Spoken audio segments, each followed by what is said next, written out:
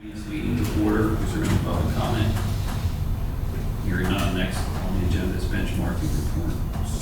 Just the genesis of this was, we were going over, in terms of looking at the budget, finance shared some, what I thought was some interesting reports, and I know are available, but as I hadn't paid a lot of attention to them, I thought perhaps other people hadn't as well, without being overly presumptuous. So I thought it would be good, given that these reports are pretty nifty, and we're always, whatever we do, we're looking at our performance relative to the counties, just to let the commissioners know about the reports, what's in them, and where they can find them for future reference. So basically what we're going to do is show you just a basic introduction to the reports and show you where to find them, so that as time goes on, you can go out and you have access to them and you know what to do.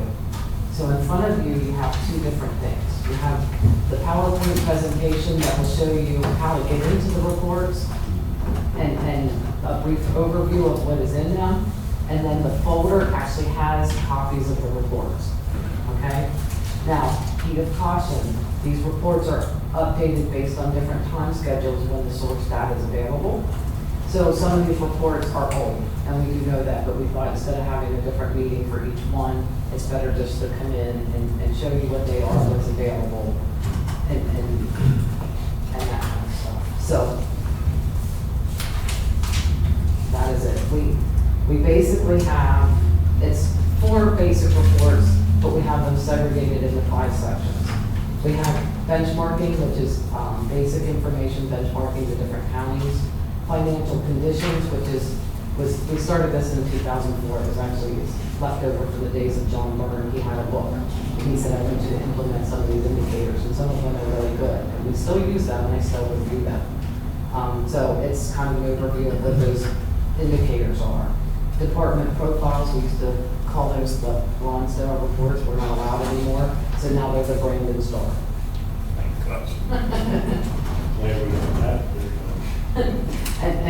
And we don't have those on every single department because we fill them with data from outside sources. So it's only organizations that report to an outside source. And those reports, some of the data, the benchmarking data is up to 2-3 years old at times because it takes a while for those reports to come. The importance is that everybody's reporting in the same manner. When you look at our financials, you have differences. Like, for example, general fund revenue. Everybody accounts for their general fund very differently. So if you just look at that indicator all by itself, it doesn't really mean anything until you know what's actually flowing through there. The beauty of using the outside sources for the departments is everybody's having a report in the same type of mechanism. So it just helps give you some data integrity instead of trying to pull the information from CAFRs.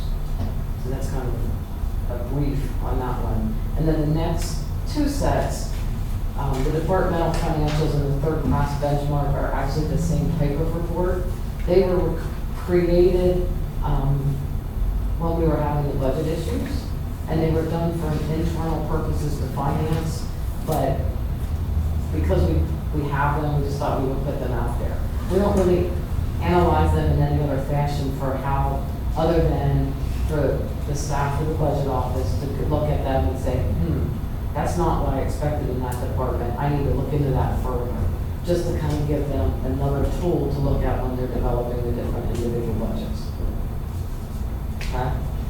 So I kind of, because waiting for him, I kind of moved things around a little bit, and hopefully we did this. So the first step, he's going to switch over to the internet. We're going to try to do a combination of the presentation and the actual live internet to kind of give you an idea. If you go to the ccpa.net under government, finance and purchasing, this brings you up to the purchasing website, the purchasing page, and on the left-hand column you see the different subheadings. We have performance management reports and the financial analysis committee presentations. Those are the 2 main areas where we have the reports. We're going to be focusing today on the performance management reports, and I'm going to try to sit on my hands because you know. So, and the brief overview is this: the reports, the current published reports are the first bullet under each of the headings. So the most recent benchmarking reports are 2014 Cumberland County benchmarking analysis. The reason that it's 2014 is the source data for this is other counties' CAPRs, and they don't have them published yet. And ours just recently became available, so we were able to update some of our reports, but only depend on the other. Mention one thing. This is kind of a question, but I'm actually going to ask the question at the end. Okay. So I'll frame it up now so you can maybe address it as we go or address it in full at the end. When we first started discussing benchmarking years ago, we had enunciated two major goals. Number one, it was kind of PFM before PFM. The idea was look for any red flags that say something's really out of whack in this area, that area, vis-a-vis other counties. Yes. That was goal number one. Number two was to track performance over time to see if changes we were making were working and to also use them as a comparative tool with other counties to also reflect changes in what all counties were facing. So now when we started implementation of this, I guess it was Dennis really kind of took the hands-on role, and he's the one that kind of framed it up in the Morning Star, Rockstar, Brandon Star context. Yeah. So, and the commissioners weren't real hands-on in that. I don't think we could have been actually given that big of a reward, quite frankly. But so my question is, were those goals met? And are there changes that you would recommend now that circumstances have changed, different people are on the scene, Dennis is no longer on the scene? Are there changes you would recommend to make the benchmarking more effective is there something we can do to make it a more effective tool? So again, you can answer it at the end. Actually, I think I'll address it now because it's a combination of a lot of things. Yeah. Some of these did start out as Dennis's reports that he wanted before him John Byrne. And when we have found that they have value added in something that we're doing, even when the initiative out of the commissioner's office either stopped or wasn't used anymore, we continued them because they still have value added to what we do. One of the things that we're doing this year is Carrie and Brandon, I didn't know which order. That's not Carrie, that's not Brandon. So they are now responsible for the reports, and they're going to start looking at what are we not capturing that we should? Can we be doing something a little different? I think the biggest area that's going to hit is the Morning Star type reports, because there's some room for expansion and things change over time. And a very important piece of that is departmental input, because they have a couple of areas that they drive what is put in those buckets. So we're going to step it up. We had some downtime, and these reports are our main focus. So when we had the turnover, we were more focused on them. So now we're going to pick them up again as we have time. I want to go to the departments and get those updated a little bit. Brandon's also working on changing some of the order of the reports to make it a little bit more intuitive on whether, good is in the first quartile or the last quartile and those types of things. So I think the answer is we find value in the reports, and we think that some of them, like the departmental financial reports, I'm not sure that you'll find value in this, but we do, because it's what we use as a tool in the budget. And that's why we put it out there, because if we're doing it and it's out there, if you find value in it, you should use it. If you don't, please feel free to ignore it. But I think there's other reports that lots of departments could be using and utilizing. And if we incorporated some more of their benchmarking into some of these reports, I think we could even do more. We try to do a little bit in the budget, but the budget, we actually give the departments full reign on what measures they want to have in there. And now we're moving more towards having a performance measure, the merit-based pay type stuff in it, a little bit, a lot. But we still have some of the measures at a smaller scale. Okay, that's great. So, does that answer? Absolutely, great. Okay. I like that. So once we get into this, I might be able to go a lot faster because we answered some of the questions at the beginning. And so then, when you're looking at this screen, when you go into the first bullet, some of them will take you directly to the report. and some of them will give you options to pick additional things. And so the first one is the benchmarking reports, and they initially they were started by Dennis. If you turn to the benchmarking reports in the actual reports, it's easier to read than up there. This is basically taking third-class counties and applying the different measures to it and saying where we turn out in those measures. I'm going to explain the first page of the report, but there's a lot of good information in. When you have time, just go back and kind of peruse it. Basically, on the left-hand side of the page, the number information is the same in all of the graphs except for the last column. And that's what you're going to see in the picture graph to the right and where we stand in comparison to the other counties.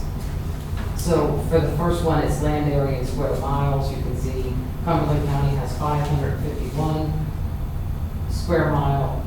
Well, it's probably thousands and thousands. And so we come out at the low end of our median benchmark counties. So the blue bars are the other counties and their numbers, and the red line is the average of all third class. The next set is basically the size of our labor force. And you can see that we are second to last the size of the labor force. And in and by themselves, these individual measures don't mean a lot, but when you start looking at the other measures throughout, it is helpful. We have median household income. There's a whole listing on page 6 of the presentation of what the actual benchmarks are.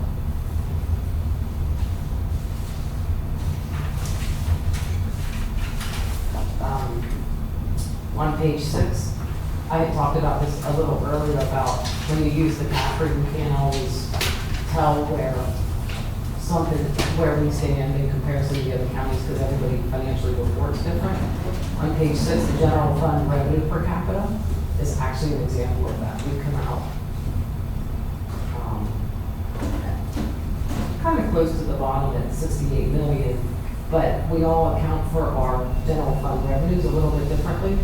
And so you actually have to look at multiple measures to understand where that one sits. I would look at per capita revenue, millage per capita, all those different things in combination to see where the total county budgets. But there's a lot of good information, and that's why we still publish it. So if I am a county commissioner and I need some research for something that I'm working on, I should go here, get an intuitive idea what to do. Probably before I put it in something that will be quoted. Call us. We are always available to help work through anything. And if you need help finding any type of help you need around the reports, please call us. We're happy to walk you through it, talk about what the indicators mean, anything that you need, we're available.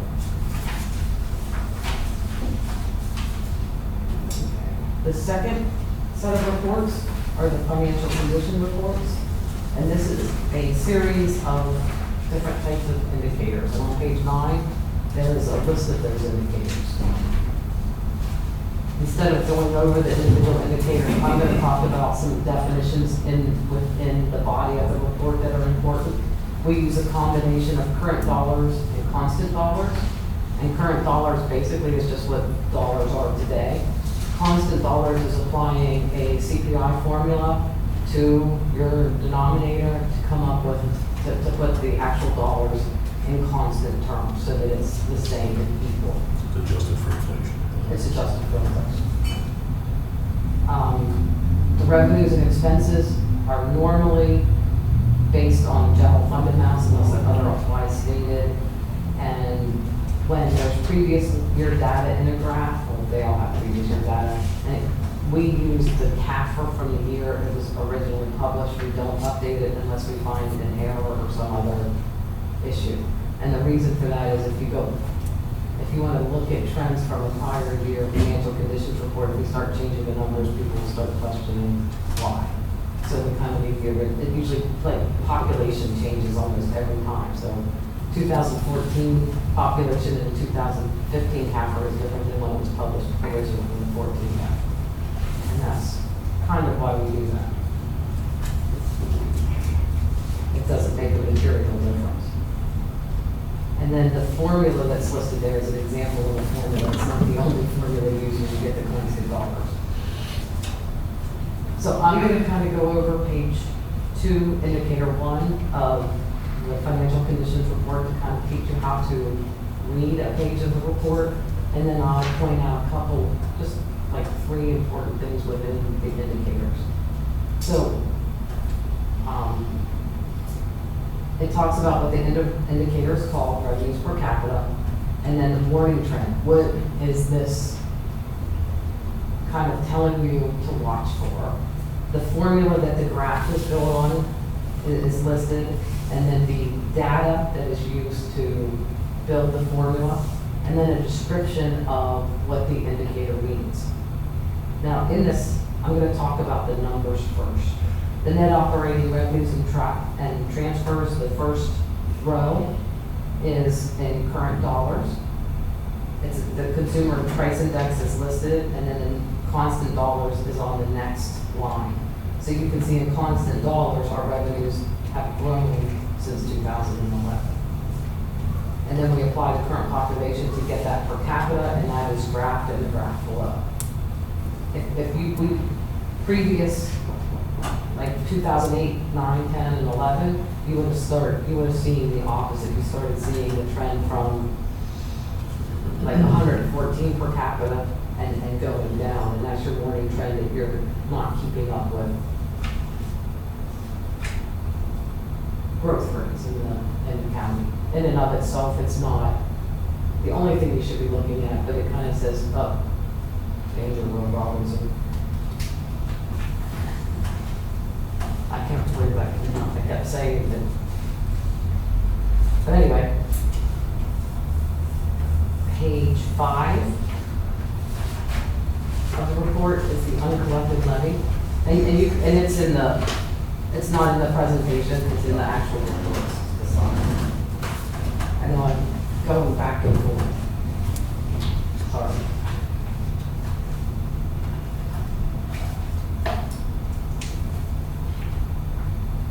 It's the second tab. Financial conditions. Page 5.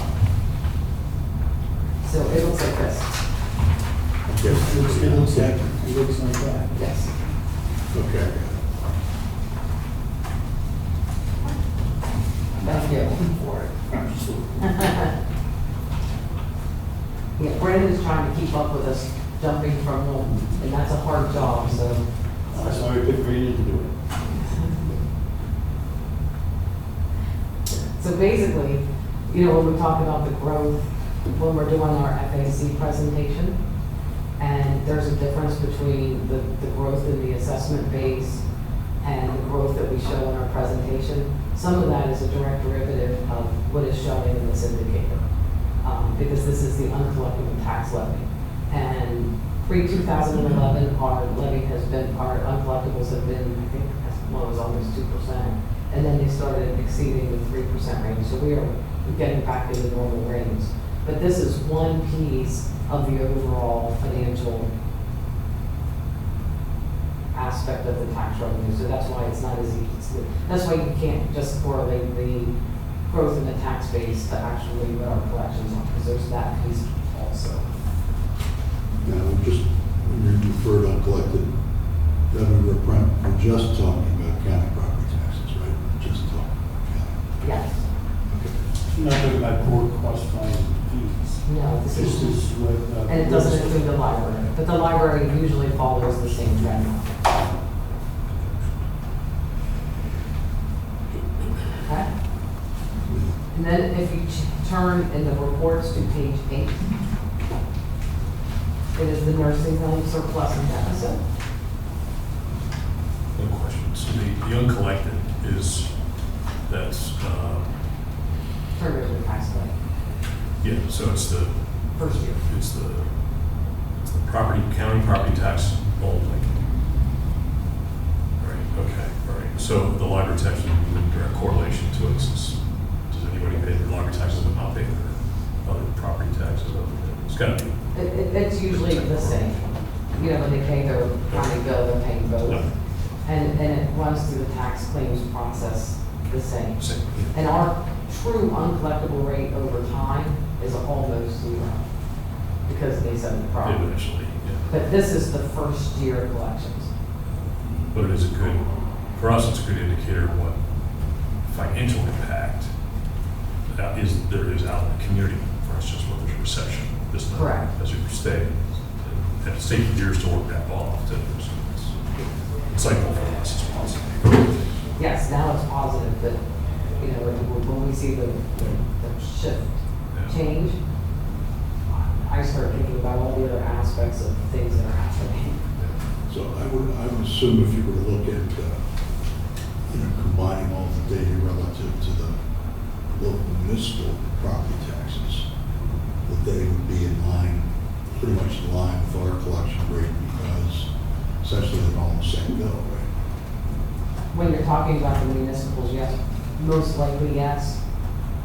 But they are turned over to their municipalities by their tax collectors, so it's managed completely different. We don't see their collections until it's turned over to the tax And collector. it's all one bill, right? Correct, and it's, yes, So it's only a guess for us, but it wouldn't be logical that It's they're logical. probably still delinquent at that level as a number of years. Yes. They probably do more some lots than people. the school district will be different because it's coming in at a different time, but I'd logically, be curious yes. though to see what the percentage is for school district countywide compared with the percentage for municipality county, but I mean, it looks as though, we have a pretty high rate of collection. I mean, that's, Yes, we do. We're looking primarily over these years less than, somewhere around 3% or less than 3%. Correct, and ultimately, that's collected also, this is just first year's collection. Yeah. Yeah. Yeah, That's right. so then it's turned over to tax claims Yeah. and they collect. Okay, so on page 8, with the nursing home surplus and deficit, this page we look at and everything looks great because they're not running a surplus, but I'd like to also look at the constant dollars. So if you go to the last line of the numbers, where it says not net operating revenue, constant dollars, you look at 2011, the number was $11,045,000, and now at $11,010,000. You see the negative trend of where it went down, and now it's going back up. I look at that as, we need to look into this further and make sure what the things that we're doing, the mix are working, we took days away, we took bed days away because we closed down 8 beds.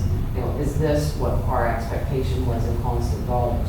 A warning sign could be that rates aren't keeping up, so on the face of it, it looks good, but there's a whole lot more information under this than just the graph.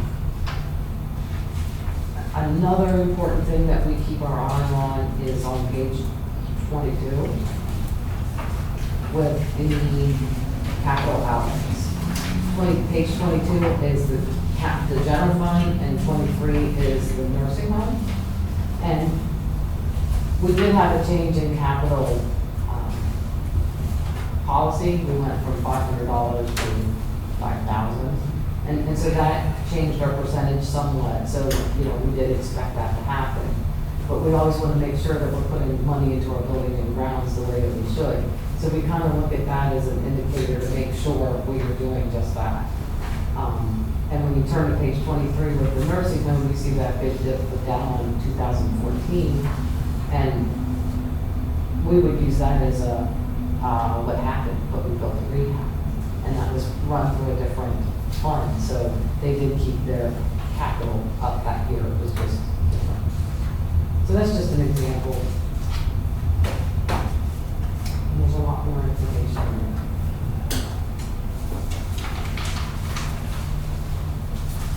So now we're going to move to the morning style type reports.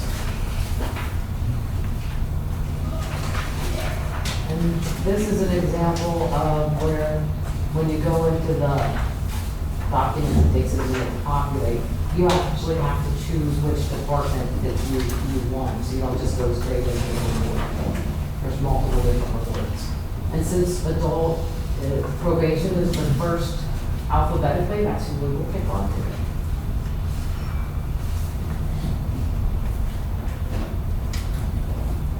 So on page 15 of the presentation, that actually maps out and says what the different things are. I'm going to attempt to explain them.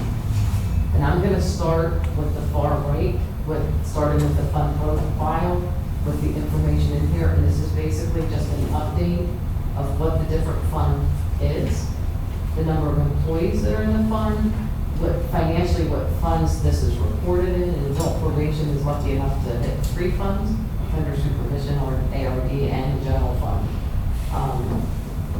What we do is basically a very quick synopsis of what they do. And then the most recent budgeted revenues and expenses are listed, with the net impact to the general fund as the last one. That last little category where this one says savings, that is where we give the department the freedom to kind of put in there what they think is important.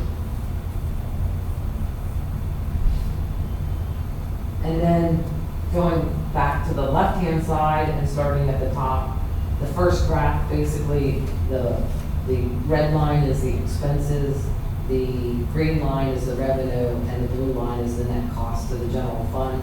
This is actual data, so it will be slightly in arrears.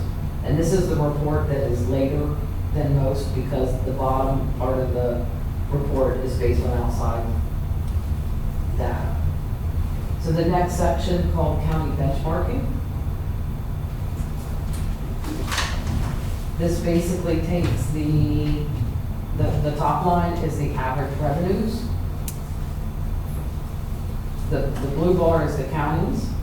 The purple bar is the median for 4th class counties, and the red bar, they're not the red, the purple line and the blue line is the median of the 3rd class counties. And then the expense is the next one down, and that's the, whatever that color is, red bars are the actual expenses. The line is the median of the 4th, and the blue is the median of the 3rd. The next little section of graphs, the top 2, the first one is the slice of the pie of the general fund that they are. And the second one is the total slice of the pie of the entire county budget. And then this next graph, at one point it was important to know the offenders by gender, and I believe it was either Dennis or probation that wanted to know that, and so that was put in here, and it will change. This part of the graph changes based on which department it is. And so you can see the demographics of the male and the female. Now, what I find the most important part of this report is the bottom part. And this is where we get the data from the outside source. And that's why it seems to be later than the other ones. And this was updated with 2013 measures. So the data to the right, that's the 7 through the 12, is just county-based information based on the measures on the left-hand side. The stuff that is grouped that says 25 through 100 percentile, that is the county's 2013 measures, but put into that graph based on where they fall in the median, whether they're in the 1st quartile, 2nd quartile, 3rd or 4th or 3rd class benchmark counties. This is one of the areas that we're updating to move the measures around so you know if they're good or bad, if you're in the 1st quartile or last quartile and that kind of stuff. So the next iteration, that'll change. And to the right, you see the arrows where we either stay the same, red arrow, bad, down arrow, good. No down arrows. Right, but that doesn't necessarily, that just means the changing trend is good or bad. It doesn't mean that they're necessarily good or bad in the matrix. So when you look at our total expense, we're on the bottom 25%. It's good to be at the bottom 25%. We're not gonna go any lower than that, so that hopefully it stays steady. But the importance of these matrices is not by itself. If you just looked at expenditures per case, you would think we were like the best county in the state, right? But when you start looking at the other things, the expenditures per capita are less than 50%, but our cases handled are also low. But our expenditures per case are in the 100%. Well, and our salary per positions. Yeah. Yeah, that's what I was looking at. Yeah. So that's the importance of these reports, is it kind of quickly in a snapshot shows you where we stand in comparison to other. And I didn't pick on adult probation because of that measure, but it kind of sticks out there. And there's other. So I'm sorry, just again, so we use this, like, say, for union negotiations, can I look at expenditures per case and feel that the salary per position is incorporated into that? Yes. And our last order too. Yes, we did. It's interesting. Good fact, too. They had particular issues with overtime on call, and that. But That's my. Average total caseload is in what, the second for Colorado? For expenditures per case in fourth quarter. And I just put them first because they were the first in the list. There's a whole bunch of good information with all of the departments in here. it's pretty good, kind of don't Sorry. And for me, that's the most important part of this report, is that quickly we see where we fall in the different relationships between the measures. Yeah, the total expense overall is one at the bottom of the benchmark count. And then the other thing you have to remember is we don't look at this in a vacuum because it's 2013 data and we're in 2016. So something could have changed in between. And if we know something changed, we would account for that. We would think about that in our analysis within finance as opposed to we need to change something. If that makes sense.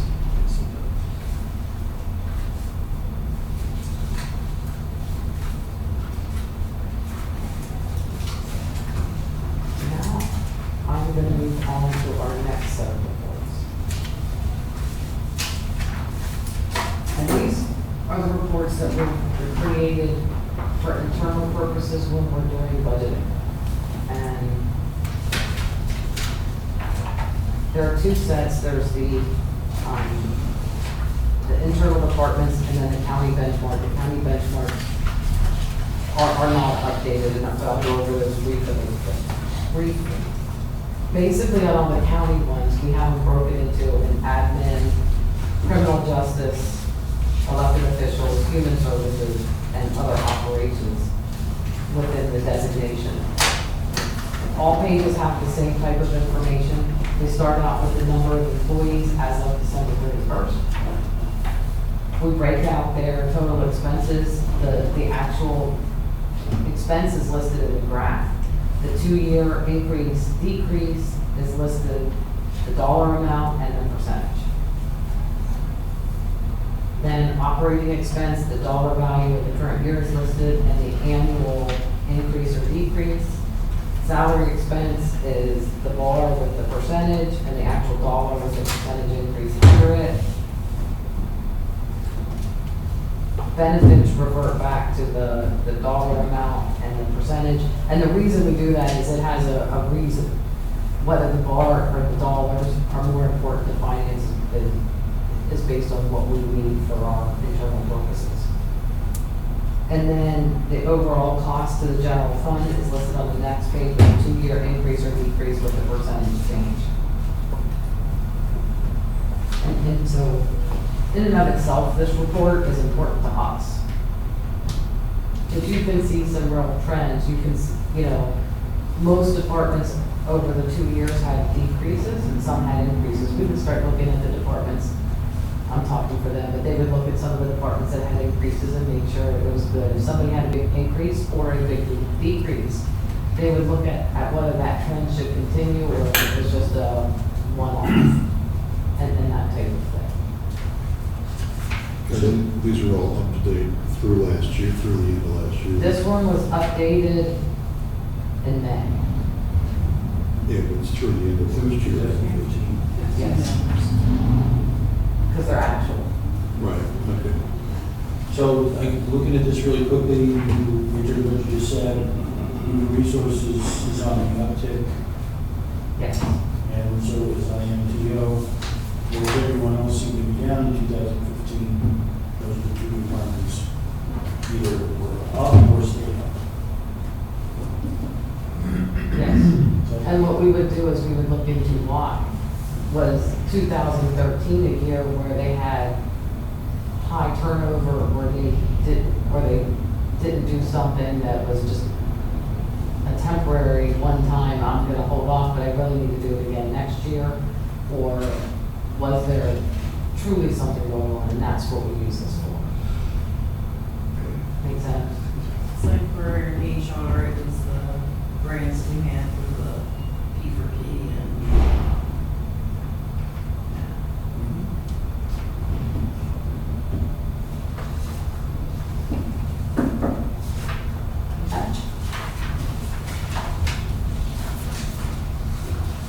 And at the bottom of the reports, they did add when they were last updated and when we expect to update them again.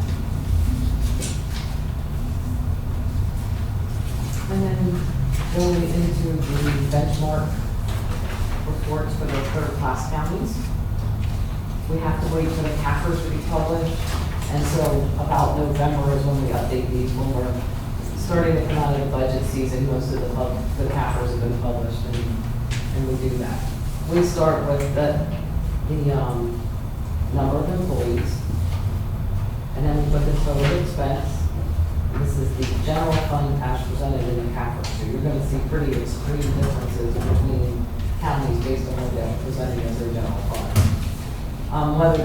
What the difference was, the increase or the decrease in the percentage. The next one is the millage rate tax increase. And if you look at Cumberland County for 2013, it shows as an 11.2% increase. And I know there was a millage change to 12%. That's going to make everybody wonder why. Because this shows all tax for the county. It's both the general real estate, if they had a debt service or something else, that's also showing. So overall, we did a 12% change to the county millage, but the library stayed the same. So it's an 11.2% overall. Didn't we also eliminate the per capita tax? Yes, but that's not in this number. That's not in Per this number. capita would be a different tax.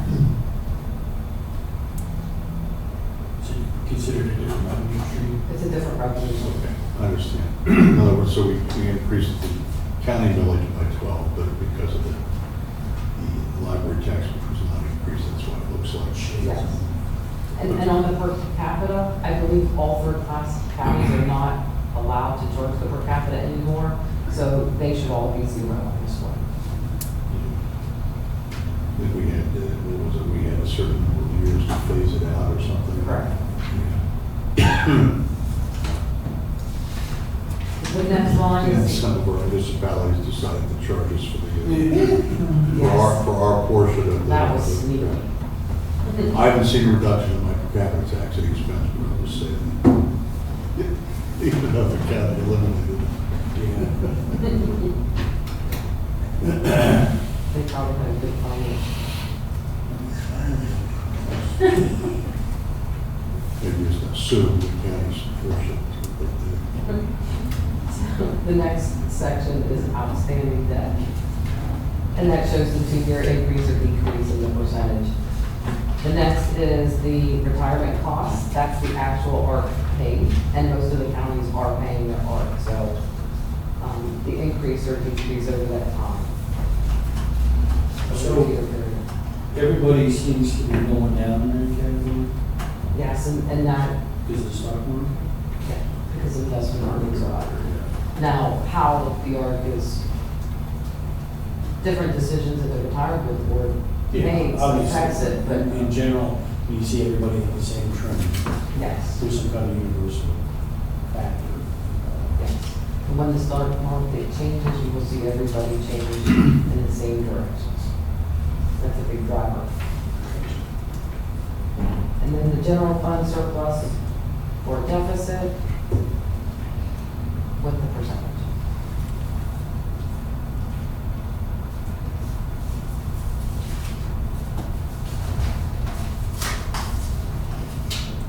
And in some of our, what, So we look pretty good, other for, unless we were Lackawanna County. What does Lackawanna County do? We don't know about. say that again? What does Lackawanna County do that we don't know about? They were plus 5.7%. That's a rhetorical question, I have to answer. So if I'm looking at this relative to Chester County, Dan, what does that tell me that they're surplus, that they're using some of their surplus now? In 14, yes, they would be using some of their surplus. All right. And this is total surplus, I Because I believe. think Chester still has a AAA bond rating. They do. I think they're the only other county other than us. I have not checked. Recently, at one point, there were 4. I don't know how many. How do you get AAA bond rating if you're running a budget deficit? They might have a big surplus though. This doesn't show. This doesn't- That's what I was just looking, they're using some of the, I mean, that's how I'm reading it. Well, They're losing some of their surplus. And yes. we added to ours in 13, 14, right? Yes, that's critical. They're not in a negative fund balance, they're just depleting some of their fund balance. And this is total fund balance. So it could be a combination of restricted funds and that's one thing. The fund balances that you'll see throughout these reports have the potential to be different fund balances. They're not always going to be what we show in the FAC. The FAC, we use a budgetary fund balance, which is unassigned plus assigned for future budgetary requirements. Sometimes you're going to see all fund balance, which is restricted, assigned, unassigned. Sometimes you're going to see the budgetary fund balance. Sometimes you'll just see unassigned. So if you see numbers and they look different, that's why.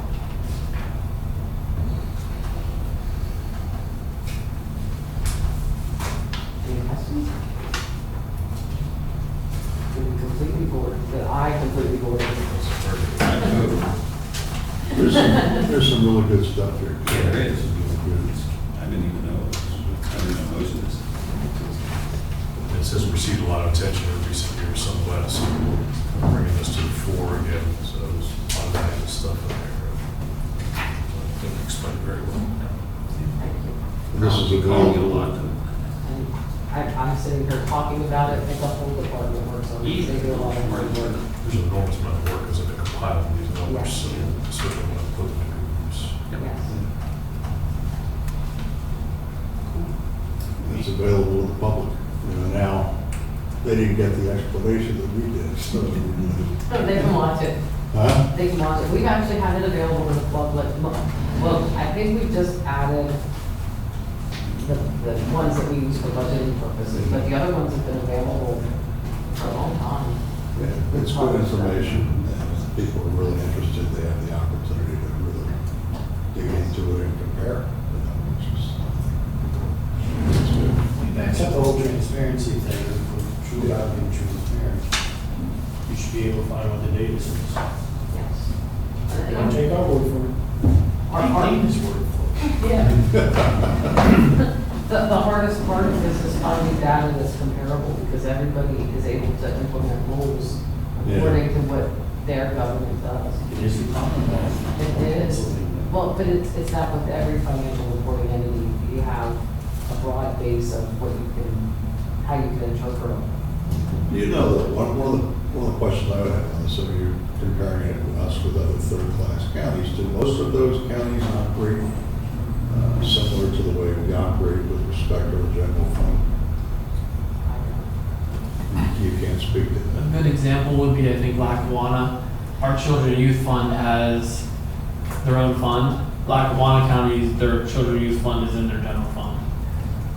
So there's some variations in those types of Yeah. things. Children and youth, I think Dauphin County might have drug and alcohol in their general fund. In our case, they have their own fund. They still get the same, relatively the same proportions of funding from the state that we do, they just report it Counting. different. The accounting methodology is different. And that's why you'll see differences in our revenues and expenses. They're not that much bigger or smaller or. Yeah, that's the only danger though in comparison, to what extent does this apple compare to this orange or whatever? But that's why I heeded the caution of you just can't look at one indicator, you have to look at multiple things. And the outside data is, when we compile that data, I know it sounds so old, but that's critical because that's compiling the data from an outside source that's giving everybody the same set of rules. There's still some interpretation differences, but it's gonna be a little closer. So the final word of caution, before you quote something out of this, just make sure, check with the source, make sure that it says what you want it to say. Gotcha. Any other business to be brought up? Thank you, guys. Appreciate it.